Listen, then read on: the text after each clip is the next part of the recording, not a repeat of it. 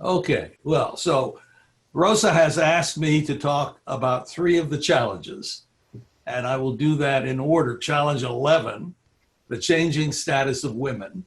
Challenge 14, which covers science and technology. And challenge 15, which gets back to both of those and deals with ethics of the future. So this is one really interesting agenda.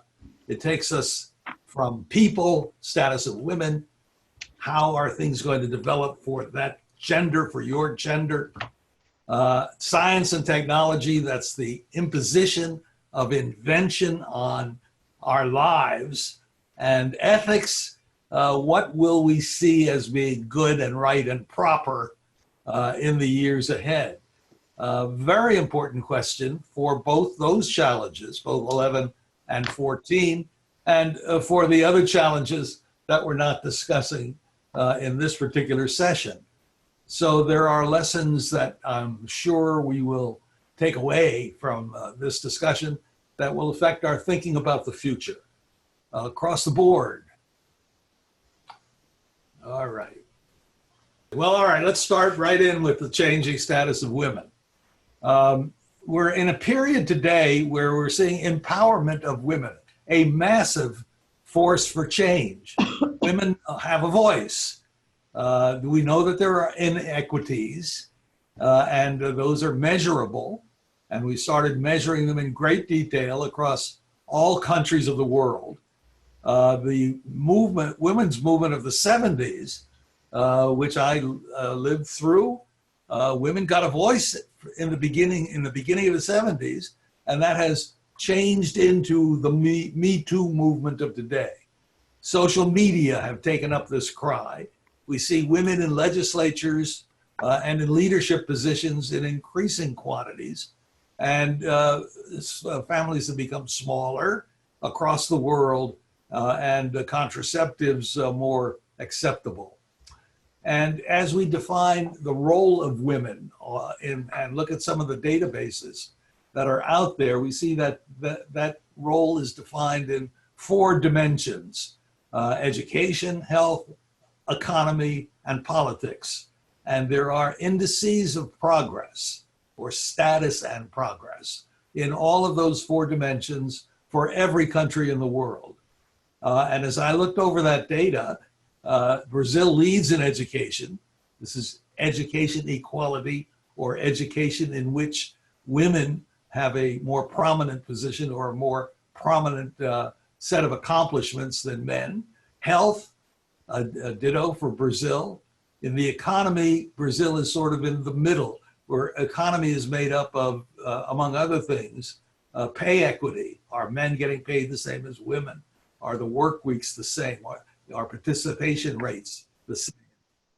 As you rank order all the countries in the world, Brazil about in the middle. And the place where Brazil lags is in politics. This is women in legislatures, for example, or women in corporate boards, and you're not you're below the median there in all countries, as we list all countries. Here's an example of seats in national parliaments. This is for the world. Look at the progress from 1995 through the present. We grew from 12%, counting women in legislatures around the world, to almost 25%.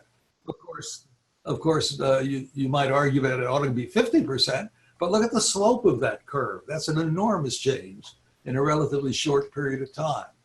And I could get my hands on these data easily. This is the pay gap between women and men performing equal jobs in the US since 1960. And that's also great progress. Still not equity. Women are getting paid 80% of what men are getting paid in the US for similar jobs. But again, look at the change, and in a relatively short period of time. Educational attainment. This is in the US also. This is the percentage of population in my country who have 4 years or higher education. The blue being men, the red being women. And we see from 2008, that's around the corner recently, men outstripped women. By 2014, there was parity. And by 2018, there are more women in our society that have 4 years and higher education than men. Big change, and in a short period of time. And as we look across all the countries of the world, here shown by region, we see that the global gender gap index, that's made up of those 4 dimensions that I mentioned a few minutes ago, is seen in all of the countries. This is 60%. 100 would be parity. And we're closer to parity in North America and Western Europe. Latin America is 71%, lagging a bit. And it's the Middle East and North Africa where the gap is the biggest. And in Brazil, if you're interested in tracking down the data are there.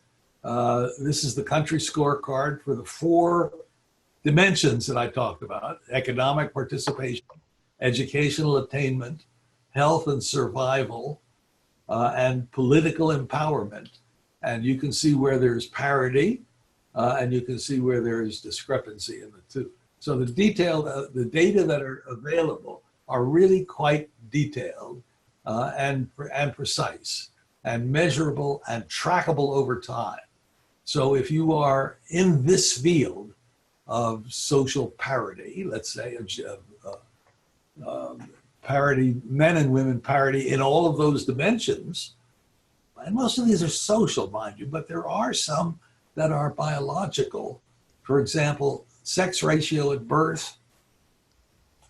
Somehow there is not parity among the genders, and healthy life expectancy, again, women living longer than men, biologically able to do that. But for the most part, these are socially determined. Now, before we leave this challenge, let me just put down 6 items that occur to me when we think about the future. In our country, there are big arguments starting again about abortion and its legality and the right for a woman to choose whether or not she wants to have a child, even after conception.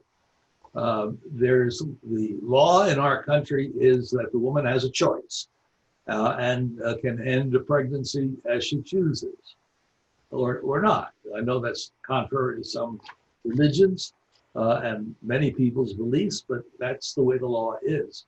So with Mr. Trump in charge and the Democrats taking a second position, abortion is now getting a very close look again in our country. And since there are many more Republicans in the Supreme Court than there are Democrats, there is a feeling that the law may be changed pretty soon.